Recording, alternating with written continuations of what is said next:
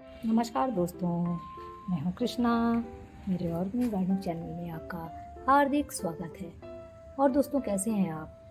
उम्मीद करती हूँ सब अच्छे होंगे, अच्छे अच्छे कार्यों में व्यस्त होंगे। तो दोस्तों, एक बहुत ही काम का वीडियो मैं आज देने जा रही हूँ, तो इस वीडियो को स्किप ना करके पूरी तरह से देखिएगा। और आप मेरे पौधों को देख कर अंदाज़ लगा रहे होंगे कि कितने हेल्दी हैं और मैं किस तरह से मिट्टी बनाती हूँ और गमले हल्के रखती हूँ।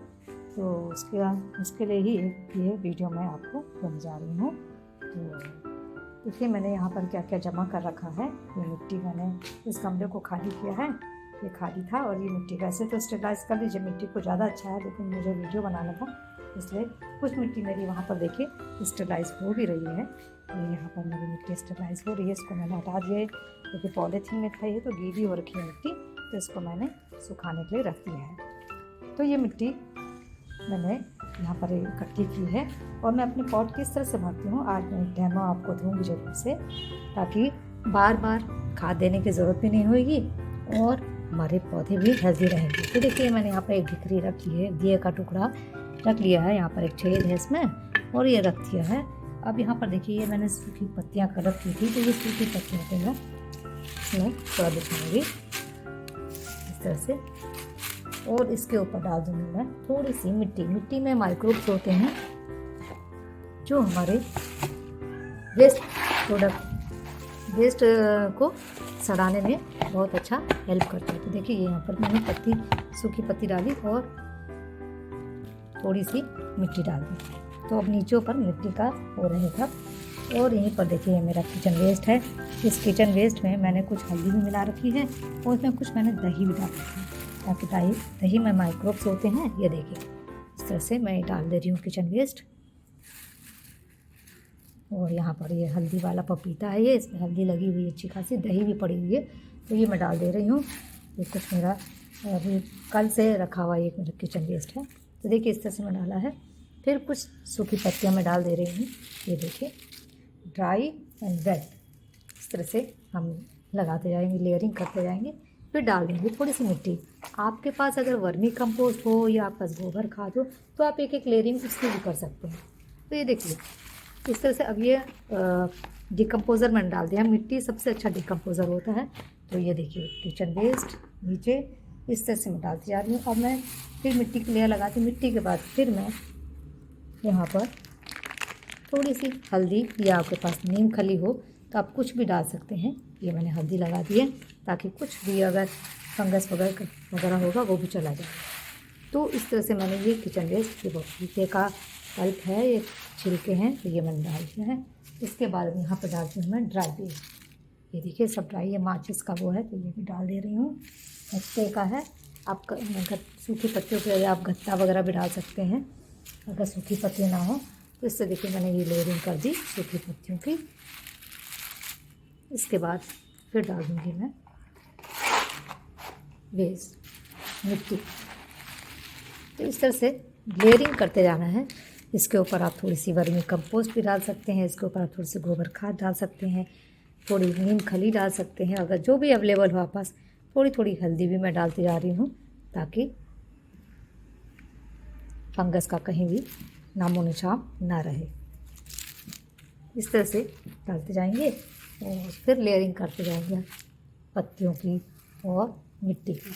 तो इस तरह से हमारी ये बेहतरीन गमला तैयार होएगा। और देखिए, मिट्टी भी इसमें बहुत कम लगी है। अब ये एक मोटी लेयर मिट्टी की लगा देंगे। जब हमको इसमें कुछ लगाना होगा तो एक मोटी लेयर हम मिट्टी की लगा देंगे। थोड़ी सी डाल दूँगी मैं इसमें हल्दी।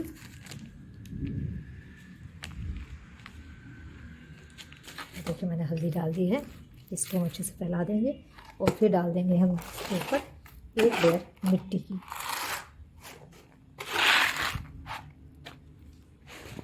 अब हमारा ये गमला पूरी तरह से तैयार है।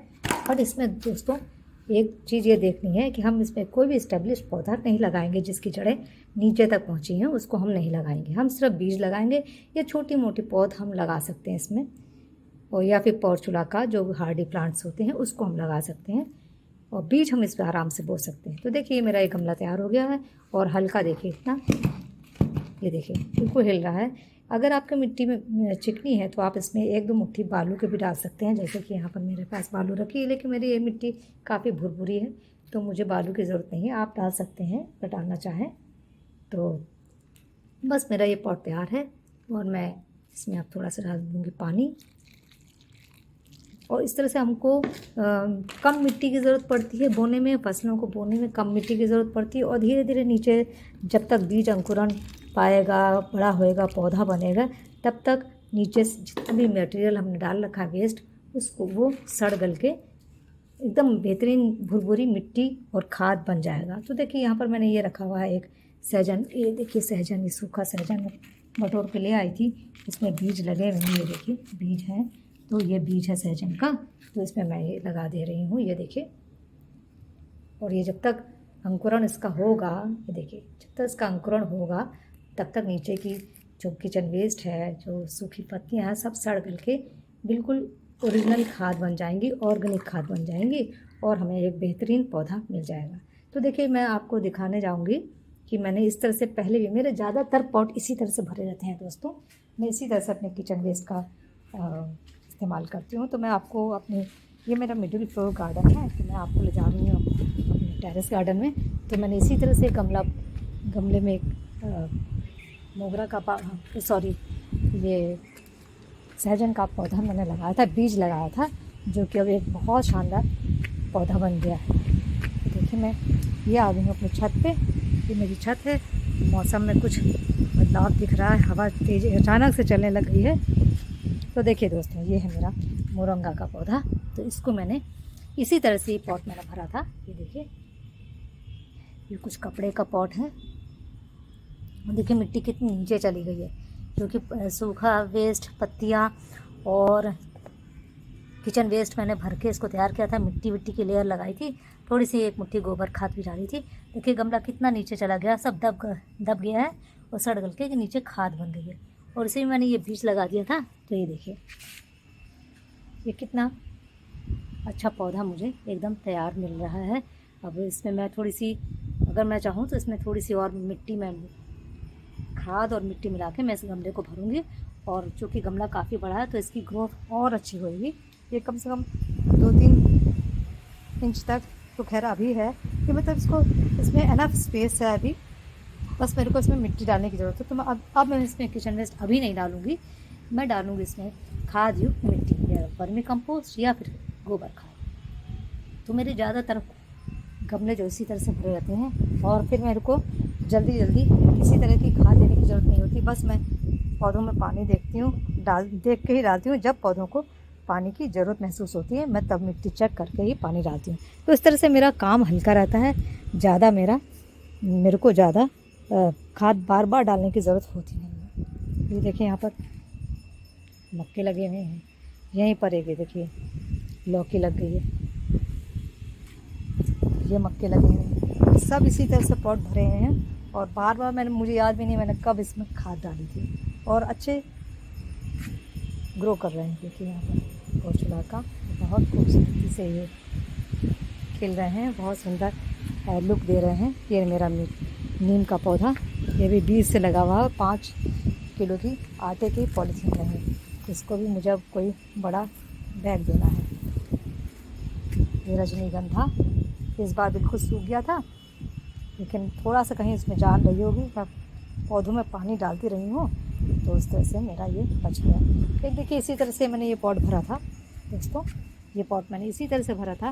नीचे किचन वेस्ट, छत की झाड़ू लगाने के बाद जो कूड़ा करकट निकलता है, उसमें मैंने ये लगा दिया था कि कितना इसकी हेल्थ इस भुट्टे की कितनी अच्छी ग्रो कर रही है। ये मैंने भुट्टा भी 15 से 20 दिन पहले ही इसको लगाया था। ये छोटा है और इसको हो गए हैं 1-1.5 महीना हो गया है, इसकी अच्छी ग्रोथ चल रही है। तो बस इजी गार्डनिंग करती हूँ, स्ट्रेस फ्री गार्डनिंग करती हूँ। एक बार मिट्टी, पत्तियाँ, किचन वेस्ट भर के खाद बना के गमला बना देती हूँ, और उसके बाद निश्चिंत होकर रहती हूँ, और मेरे पौधे बहुत अच्छे चलते हैं। देखिए यहाँ पर एक मक्का, ये कितना अच्छा इसकी ग्रोथ है। तो अगर मेरा ये वीडियो पसंद आया हो दोस्तों, तो लाइक सब्सक्राइब ज़रूर कर दीजिएगा, और फिर मैं इसी तरह से आपको नए वीडियोस देती जाऊंगी दोस्तों। मिलते हैं फिर किसी नए वीडियो में, तब तक के लिए दोस्तों हैव ए नाइस डे।